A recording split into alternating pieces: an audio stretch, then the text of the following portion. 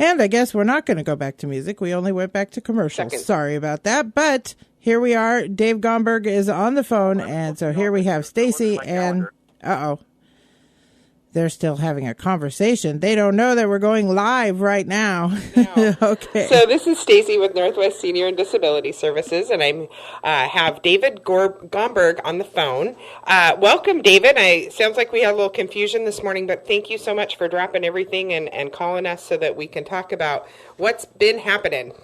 Well, I am always happy to drop everything and talk to my good friends in Tillamook County. You know that I'm particularly interested in the folks that live south of the Tillamook city limits or of the South Jetty, because that's my legislative district, the south half of Tillamook County and all of Lincoln County, as well as portions over into Yamhill and even Polk County. It's a big, wonderful district, and there is lots going on, but in particular, some good stuff going on in Tillamook County right now. Well, let's hear about it. I know that we're just wrapping up a session, right? Well, the legislative session ended at the beginning of March. Okay. But based on some things that happened there, the good news is starting to filter out. And the best news that I've had in the last couple of weeks is roughly $4 million allocated to Tillamook schools to help retrofit them for tsunami and earthquake resilience. Wow. Those are big bucks, and those are important dollars. Working to get our schools better prepared for when the ground starts shaking, and we don't know when that's going to happen. It could be next week. It could be a generation or two from now, but we do know it's going to happen, and we need to get our schools ready to protect our kids. Absolutely. But also because those public buildings are going to become gathering centers for people whose housing is impacted, and they're going to need to withstand the earthquake, and become a place where people can gather and people can get help and people can get food and supplies and check in with each other. The schools are going to become very central to us withstanding and moving forward after the earthquake comes. So I'm so pleased to get major dollars into Tillamook County, affecting Tillamook schools and Nestucca Valley schools. Well, and you're right. I mean, being proactive and having a plan is so important. This last winter, we've really been hit here with bad roads and, all kinds of landslides and things. And so, just this winter, those small things really put a burden on the whole county, and so it's really important to have a good plan and on in place. The same topic, I mean, our roads, highways, and bridges, that's the next big issue on the agenda. I'm going to be going back over to Salem in May for a series of committee meetings, and I chair the Committee on Transportation and Economic Development. We have asked ODOT, the Transportation Department, to come in and talk to us about what's going to happen to our roads and bridges in Oregon, and particularly on the coast, when this earthquake and tsunami arrives. And we're looking at a devastating situation. We could lose 1,000 bridges up and down the coast, and turn our communities into a series of islands that are cut off from each other and from the valley. I just had that conversation with someone. They said, well, okay, if you're in Tillamook and you need to get somewhere and all the bridges are out, what would you do? And I got to thinking about it. There isn't a plan. There is no, if every bridge all of a sudden was blown out because of some major catastrophe, it would be mass chaos for sure. And this isn't just about earthquakes and tsunamis. This is about preparing for those things. But, if we get our roads and bridges ready for tsunamis, they're going to be ready for landslides. They're going to be ready for floods. They're just going to be in better shape to bring our customers to the coast and our products to market. And those are fundamental everyday things, not just earthquake things. Absolutely. Well, good. And, I was kind of reading up. I'm pinch hitting today for Lisa, but you are really involved in the Governor's Commission on Senior Services. Isn't that correct?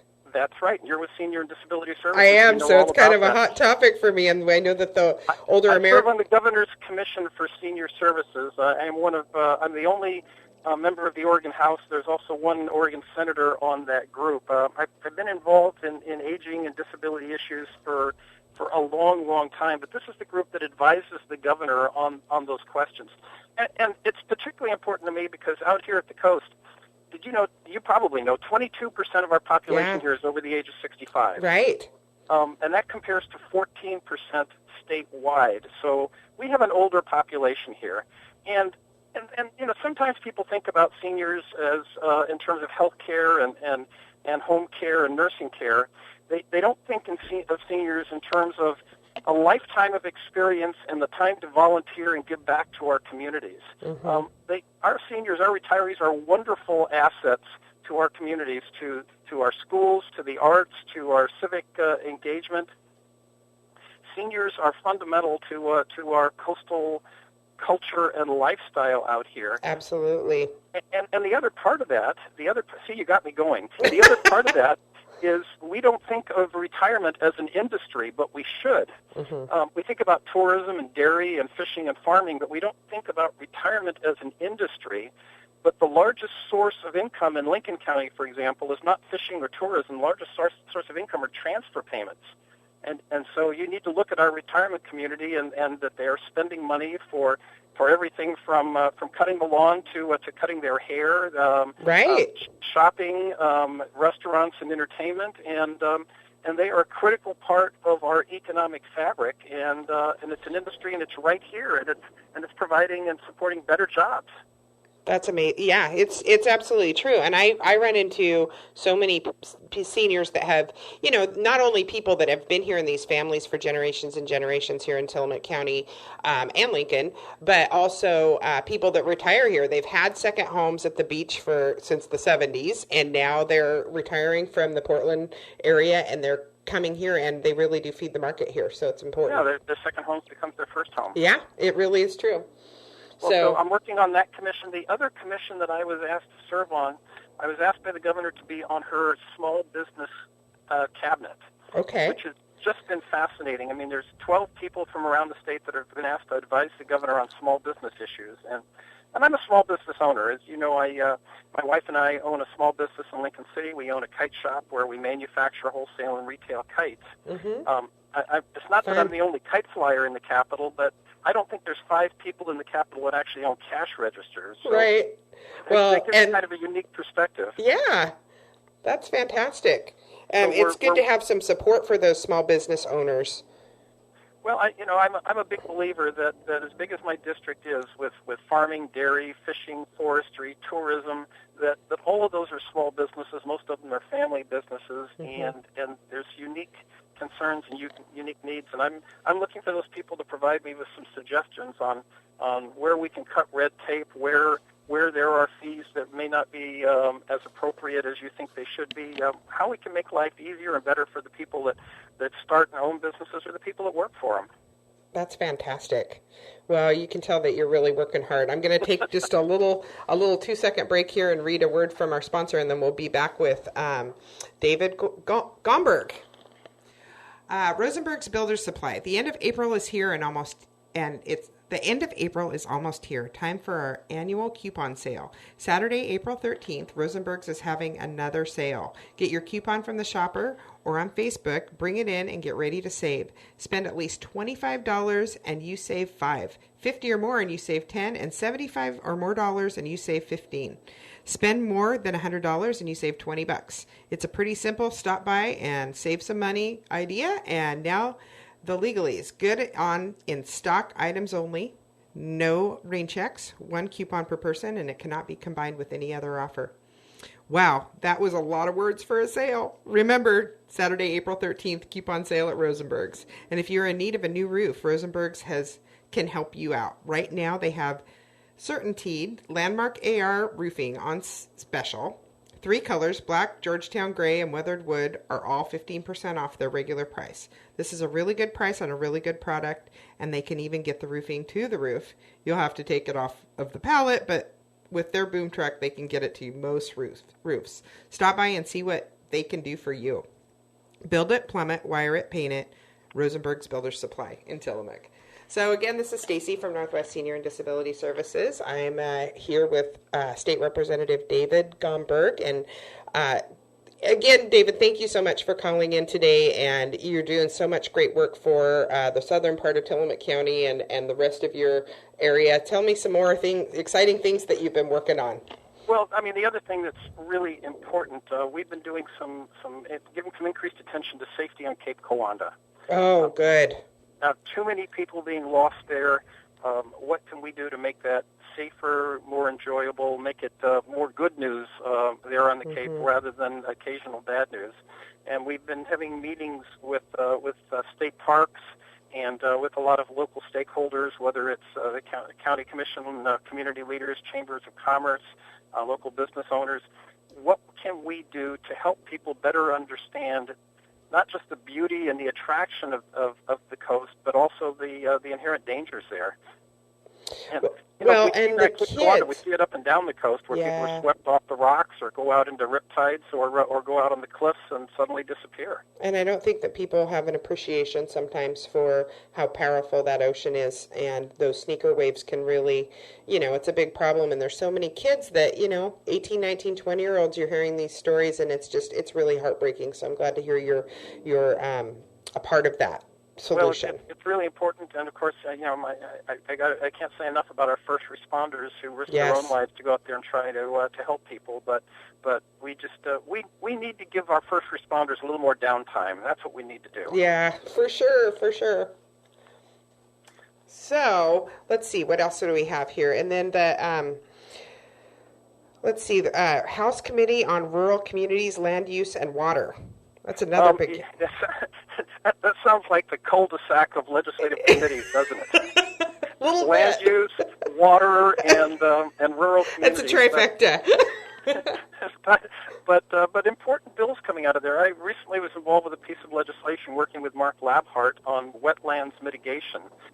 That's so important in Tillamook County, where we're trying to get people talking to each other about public wetlands and commercial properties, and what happens when there's just a little bit too much water, and how we can cooperate and coordinate with each other rather than drawing these hard, fast lines. And I think that's another example of where rules and regulations get in the way of people just trying to fix problems and working together. That was a fascinating bill. Sometimes we hear stories that the legislature is driven by Portland, and it's all Portland, and I was elected recently to the leadership of the House, and I'm not a Portland guy, I'm a coastal guy. And we're sitting there in front of the committee, I'm sitting next to Mark Labhart, and he's been told that this bill is dead. It's going nowhere, it's not going to advance. And I'm sitting there next to him at the table, and I'm texting. I mean, how rude can that be? He's testifying, and I'm sitting next to him texting the Speaker of the House saying, what the heck is going on?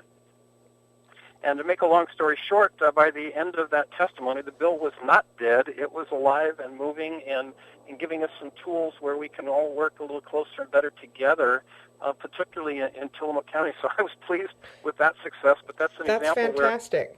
We're serving in House leadership gives me some entree, and I can pick up my phone and text the Speaker and say, what on earth, even if I'm doing it on camera and at the middle of a witness table. Well, I think you have a really good argument as to why you were texting it on your phone, so that's okay. And remind me a little more in depth what that bill was about. Is that about giving us the right to, if there's new businesses coming in or farmland you can address how that land is being managed? Well, it gets a little complicated, but yes, it has to do with increasing communication and mitigating. I think the key phrase there is mitigating issues of wetlands and private property and public properties. Right. Okay. Well, yeah, and there's a lot of farmers and a lot of people here that have owned this land and, the plots on their lots on their land for a long time, and they need to have a voice. And I think that if my memory serves me correctly, that allowed the bigger, greater discussion about how that's being used. So that's awesome. So we just finished up a committee meeting, again, dealing with small business issues, and we brought in representatives from Tillamook County dairy farmers to talk about their experience as business owners and family farmers, and whether it's questions of taxation or regulation or use of antibiotics, or whether it's how we pass an asset, a farm along from one generation to another. So that was really interesting, and I was so pleased to have the Tillamook Dairy Association there at the table outlining their unique concerns from Tillamook County. That's neat. Well, you are a busy guy, I can tell. And I also read really quick when I was doing my 5 minutes of homework here that you're a beaver. You went to Oregon State for your undergrad and graduate work, so that I got my automatically. bachelor's at Oregon State. I got my master's at Oregon State, and then I got my MBA at Willamette. But I also served as student body president there, so I'm a diehard beaver believer. There you go, bleeding black and orange. Isn't that what they say?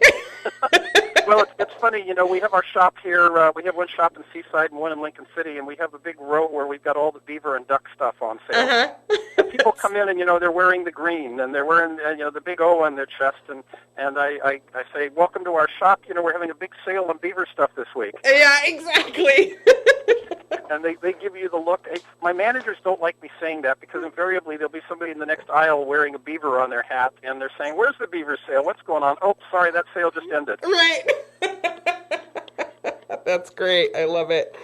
Okay, so we'll take another little break, and then we'll be back with David Gomberg. So sleep is far more crucial to health than you may realize. 25% of Americans report not getting enough sleep at night, and 10% say they suffer from insomnia. A lack of high-quality sleep can cause grogginess and fatigue throughout the day, but it can also lead to serious chronic diseases, including heart disease, stroke, diabetes, and obesity. Some tips for preventing sleep apnea and other sleeping disorders include quitting smoking, avoiding alcohol, caffeine, and heavy meals 2 to 3 hours before bed, developing a regular sleep schedule, and keeping the bedroom dark, quiet, and cold. Sleep experts also recommend powering down cell phones, tablets, and the TV in advance of bedtime. Tillamook Regional Medical Center's sleep lab is designed with you in mind. To find out more, talk to the experts at Tillamook Regional Medical Center. They are committed to the health and wellness of our community. So this is Stacie. Once again, I'm back with David Gomberg, and we're kind of just getting a little update here about what has been happening in politics, and as the session ended, as Mr. Gomberg said at the beginning of March, and we're seeing a lot of successes. So thanks again for calling in, David. Any other things that you'd like to add about Tillamook County? I know we're going to wrap up soon, and I've been talking fast because we got started late. Oh, that's okay. Two things. Here in Oregon, we hear a lot of conversation about the rural-urban divide. Mm-hmm. And I worry that too often what they're really talking about is the I-5 corridor and eastern Oregon, and they forget about the Oregon coast. In the legislature, we've got a group called the Coastal Caucus. It's made up of senators and representatives. It's made up of Republicans and Democrats who represent districts up and down the Oregon coast who work hard and accomplish good results for the coastal regions. And in that group, I work very closely with Debbie Boone and Betsy Johnson from the North Coast, and with Senator Arnie Roblin, who represents the Central Coast in the Senate. So a good group of people accomplishing really important things. The other thing I wanted to mention is I'm going to be at the graduation ceremonies for Tillamook Bay Community College in a couple of weeks. I was down helping celebrate their big anniversary. What a wonderful community college we have, and I'm so pleased to be able to go into the Capitol and advocate for dollars to support those education programs and the students that take advantage of them. And it just keeps growing, as you know. So I'm very excited about that too. They have a new business program there that they're really developing, and it's really good for our community. The students here at the high school can take classes while they're working on their high school degree, so that they are really prepared to go out into the world and continue their education and be give back to the community. It's wonderful. Oh, absolutely. We read so much about the cost of higher education, but as an undergraduate student in our high schools, you can get college credits at the community college. Mm-hmm. We just passed this program for high school graduates from Oregon to qualify for free community college classes. Wow. So these are all local tools, and every time I mention our community colleges, I also mention our small business development centers, who have a special program there to help small businesses succeed, help them learn the tools they need to be more successful and more profitable. That's amazing, and and so important, especially because as you know, school loans can be out of control, and for these kids to have the opportunity to stay home, an extra year or while they're in high school, get those credits, so that way it's they're going out in the world without a mountain of debt is really huge. Indeed. So, Well, as we're wrapping things up, I'm going to remind people the deadline's approaching to register to vote. I'm not going to say anything about who they should vote for. Right. But we've got a fascinating election for county commission going on in Tillamook County. yes. People should not miss the opportunity to participate in that election and to learn more about the candidates, great candidates running for office in Tillamook County. There is, and I have appreciated been some wonderful forums. There's lots of people out pounding the pavement, talking with people, and yes, it's going to be interesting to see where we're at in the up and coming weeks, because there's really just amazing people that are really advocating for Tillamook. So that's a win-win. And they're going to have big shoes to fill. My buddy Mark Labhart has done a fantastic job. And, yes, he has. He's going to be taking a well-deserved break and become one of those retirees I talked about earlier that can volunteer back into the community. Yeah, there you go. Well, as we wrap up here, our sponsors today were Rosenberg's Builder Supply and Tillamook Regional Medical Center. Happy birthday to Adam Schwinn, Deacon Fladstole, Lori Kaiser, John Bowles, and Robin Dotson. And just a little announcement that Monday, Leanne Neal will be visiting with State Senator Betsy Johnson here on KTIL. Thank you again, Representative David Gomberg, for calling in today and giving us all this wonderful information about the hard work that you do for us. Excellent. Well, and Betsy's working hard, too. So yes, look forward to her interview. You're going to have good fun with Betsy. Yeah, never at a loss for words, Senator Betsy Johnson. Thank you so much. You have a wonderful day. And a wonderful weekend to everybody that's listening. Thank you. Thank you. Thank you, Tillamook.